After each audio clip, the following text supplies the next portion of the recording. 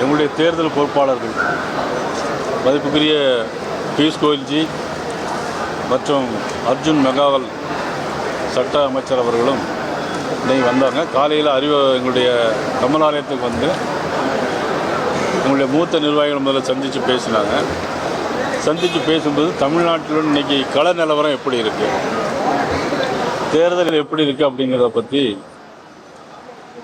எல்லாம் டிஸ்கஸ் பண்ணி பேசிட்டு அது பிறகு அண்ணன் இபிஎஸ் அவர்களை சந்தித்து எங்களை பேசியிருக்கிறோம். முதல் முறையாக இன்னைக்கு வந்திருக்காங்க, அதை சந்தித்து நாங்கள் பற்றி பேசியிருக்கோம். இல்லை, தொகுதி பங்கீடு விஷயமா எதுவும் பேசலை. இன்னைக்கு முதல் கட்டமாக கள நிலவரம் எப்படி இருக்குன்னு கேட்டாங்க. நாங்கள் சொன்னோம் மீடியாலாம் ரெடியாக இருக்கு. அந்த கூட்டத்துல வந்து மீடியாலாம் ரெடியா இருக்கு,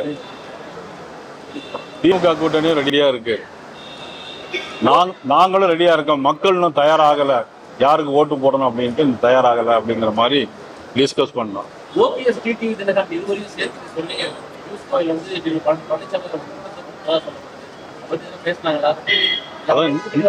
இன்னைக்கு அது மாதிரியான பேச்சுவார்த்தைக்கு ஒன்றும் பேசலை. இன்னைக்கு நாங்கள் பொதுவாக என்ன நிலவரம் எப்படி இருக்கு, நம்மளுக்கு கடந்த சட்டமன்ற தேர்தல் எப்படி நடந்தது, எவ்வளோ ஓட்டு வாங்கியிருக்கோம், பாராளுமன்ற தேர்தல் எப்படி நடந்தது, அது ஓட்டு பெர்சன்டேஜ் எவ்வளவு, அந்த மாதிரி தான் பேசிட்டு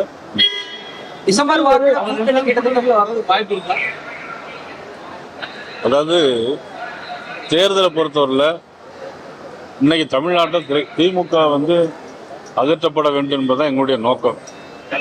நான் ஆரம்பத்தில் சொல்லிட்டு இருக்கிறதே அதனால தான். அதை ஒத்த கருத்துடைய எல்லாரும் ஒன்று சேரணுங்கிறதும் திமுக அதிமுக தலைமை எடப்பாடி முதலமைச்சர் வேட்பாளர் ஏற்றுக்க மாட்டோம். ஒரு காலத்தில் இந்திரா காந்தி, மதிப்புக்குரிய இந்திரா காந்தி அம்மையார் மதுரைக்கு வந்தாங்க. அப்போ திமுக காரங்கெல்லாம் கருப்பு கொடி போராட்டங்கிற பேரில் கல்ல வச்சு அடித்தாங்க. அப்போ அம்மாவுக்கு வந்து தலையில் அடிபட்டு ரத்தம் வந்துச்சு. அதே கொச்சப்படுத்தி பேசினாங்க. அது மாதிரி அதுக்கப்புறம் ஒரு 6 மாதம் நடந்த தேர்தலில் வந்து திமுக கூட்டணியே வச்சாங்க.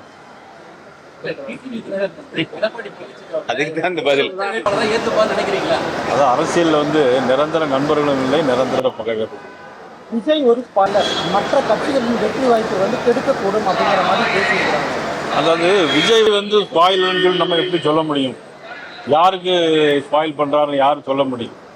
இன்னைக்கு தேர்தலுக்கு வந்து சரியாக 3 மாதம் இருக்கு. ஜனவரி, பிப்ரவரி, மார்ச் 3 மாதம் முழுமையாக முடியும். இன்னும் நாட்கள் நிறைய இருக்குது. அதனால யார் யாருக்கு பக்கம் இருக்கிறாங்க, யார் கூட்டணி யாரோட சேர்றாங்க, இதையெல்லாம் பொறுத்து திமுகவுக்கு ஏற்பட்டிருக்கக்கூடிய இந்த ஆன்டி இன்கம்பன்சி ஓட்டு இது எவ்வளவு தூரம் வருது அப்படிங்கிறத பொறுத்து, யார் வாங்குறத பொறுத்து தான் அதெல்லாம் சொல்ல முடியும். தேமுதிக, பாமக அவருடைய நிலைப்பாடுல எதுவுமே தெரியல. கூட்டணியில் இருக்காங்களா இல்லையா, வருவாங்களா வரமாட்டாங்களா, அது இனிமேதான் தெரியும். இன்னும் 3 மாசம் இருக்குல்ல. பொருளை பொங்கல் முடிஞ்சு நல்ல காரியங்கள் நடக்குமா இருக்கும். தை பிறந்தால் வழி பிறக்கும்னு சொல்லுவாங்கல்ல, வழி பிறக்கல. அது நீங்க எப்படி வேணாலும் வச்சுக்கலாம். டிசம்பரில் தெளிவு பிறக்கும் நீங்க சார், தெளிவு பிறந்திருக்காங்க. டிசம்பரில் தெளிவு பிறக்கும்னு 3 மாசம் முன்னாடி கோவையில சொல்லியிருக்கீங்க. ஆல்மோஸ்ட் டிசம்பரே முடிய போகுது. அது 1 மாசம் தள்ளி போகுது, அவ்வளவுதான். இருப்பாருன்னு சொல்றாங்க சார். விஜய் வந்து திமுகவுக்கு நெருக்கடி கொடுக்கக்கூடிய ஒரு நபரா இருப்பாங்கன்னு சொல்லி தொடர்ச்சியா அதை வந்து நீங்க வந்து, ஆனா இப்போ இந்த கூட்டணிக்கே வந்துட்டு விஜய் ஒரு முக்கியமான இம்பாக்ட் கிரியேட் பண்ணிடுவாருங்கிற மாதிரி பார்க்கப்படுது. இல்ல, அதை பத்தி நம்ம இப்ப எதுவுமே கருத்து சொல்ல முடியாது. இப்ப யதார்த்த உண்மையில நம்ம களவு நிலவரத்தை நம்ம சொல்லணும். சில பேர், நிறைய பேர் இப்ப பாத்தீங்கன்னா யூடியூபர் 100 பேர் சேனல் வச்சிருக்காங்க. எல்லாம் அவங்கவுங்க ஒரு கருத்தை சொல்லிட்டே இருக்காங்க. அப்புறம் ஒவ்வொருத்தரும் ஒவ்வொரு கருத்து கணிப்பு நடத்துறாங்க சொந்தமா. இப்போ முந்திலாம் ஒரு பெரிய கட்சிகள் ஏதாவது கருத்து கணிப்பு எடுப்பாங்க, இல்லை லோயரோ காலேஜ் ஒரு கருத்து கணிப்பு எடுப்பாங்க. இப்ப எல்லாருமே முருகானந்த ஒரு கருத்து கணிப்பு எடுத்து வச்சிருக்காரு. நம்ம ரமேஷ் மாவட்ட தலைவர் ஒரு கருத்து கணிப்பு வச்சிருக்காரு. எங்க நைனா, கவுண்டம்பாளையம் நைனா ஒரு கருத்து கணிப்பு எடுத்து வச்சிருக்காரு. ஒவ்வொருத்தருடைய கருத்துக்கள் வேறுபடுது. ஒரு தொகுதி இருக்கு அப்படின்னாக்கி இவங்க வந்து 50 பேர்கிட்ட கருத்து கேட்கறாங்க.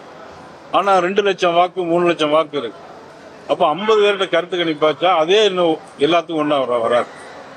இப்போ கன்னியாகுமரியில் ஒரு கருத்து கணிப்பு இருந்தால் கும்மிடிப்பூண்டிக்கு அதே கருத்து கணிப்பு சரியா இருக்காது. அதனால ஒவ்வொருத்தருடைய யூகங்களுடைய அடிப்படையில் ஒவ்வொரு கருத்துக்கள் மாறுபாடும். ஒட்டுமொத்தமா தமிழ்நாட்டில் ஒரு நல்ல விடியல் கூடிய அரசு வரும். சார் கடைசி ஒரு கேள்வி. இந்த கள நிலவரம் குறித்து முழுசா பேசியிருக்கீங்க, அரசியல் நிலவரம் குறித்து சொல்லியிருக்கீங்க. விஜயின் தாக்கம் குறித்து இன்றைய மீட்டிங்கில் பேசப்பட்டதா? என்ன மாதிரியான தகவல்கள் மேலிடத்துக்கு சொல்லப்பட்டிருக்கு? இல்ல, விஜயை பத்தி எதுவும் பேச